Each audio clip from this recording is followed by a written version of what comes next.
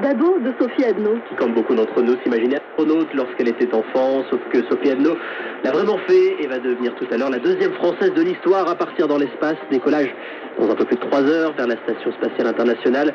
Baptiste Coulon a pu la joindre avant le grand voyage. Sophie Adno, qui suit les traces de la pionnière Claudie Aigneret, première française et européenne dans l'espace. Elle sera votre invitée juste après le journal Mario.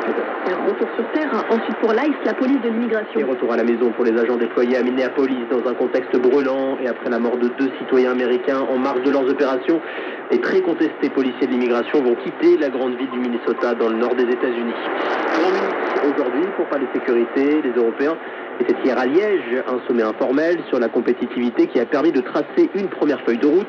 Nous serons ensuite à Addis Abeba, où la première ministre italienne Giorgia Meloni est attendue, en marge du sommet de l'Union africaine.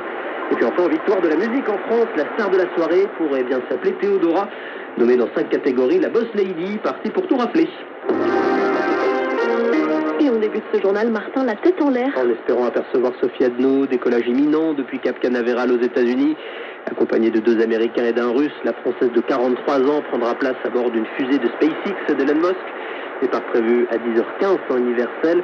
30 heures de voyage vers la station internationale, une mission de 9 mois, près de 200 expériences scientifiques. Et l'aboutissement de toute une vie, c'est un rêve d'enfant, puis il se réalise pour Sophie Adno. Les étoiles dans les yeux, elle s'est livrée à Baptiste Coulon avant de décoller. Elle ignore précisément quand elle a voulu devenir astronaute. Au doigt mouillé, elle dirait à l'âge de 10 ans, celui auquel on ne s'interdit aucun rêve, surtout dans une famille qui encourage la curiosité. Quand je parlais de mon rêve, on me disait pas allez, tomber, c'est impossible, tu n'y arriveras jamais. On me disait ce sera difficile quand même, hein. Mais vas-y, lance-toi, on verra, et sois ouvert à ce que ça va te donner. Le tournant s'appelle Claudie Aigneret, première française à décoller vers l'espace en 1996.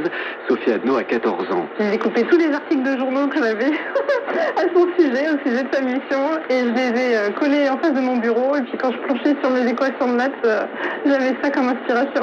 Astronaute n'est alors plus un rêve, mais un objectif. La Française se rapproche un peu des étoiles en devenant pilote d'hélicoptère spécialisé en mission de sauvetage, et en 2022, elle intègre la nouvelle promotion d'astronaute de l'Agence spatiale européenne. 4 ans plus tard, la voici partie pour l'ISS, consciente d'enfiler à son tour le rôle de modèle. Je pense que c'est important que les jeunes, quand ils regardent des parcours, ils puissent s'identifier aussi.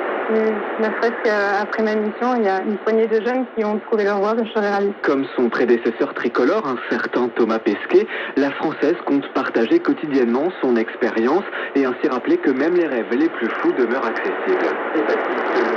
Sophie Adno, bercée par les exploits de Claudie Aigneret en 1996 et en 2001, une pionnière qui sera donc votre invitée. Marion, entretien à suivre juste après le journal. 2 mois après leur arrivée à Minneapolis, les agents de l'ICE vont quitter le Minnesota. Souvent masqués, multipliant les arrestations pour le moins musclées, leurs opérations avaient déclenché d'immenses manifestations de protestation après la mort de 2 citoyens américains en marge de leurs interventions, René Good et Alex Pretty. Le monsieur immigration Donald Trump, Tom Homan, a donc officiellement annoncé le retrait de la police de l'immigration dans l'État. Leur effectif devrait passer de 3000 à quelques dizaines. Vincent Souriau.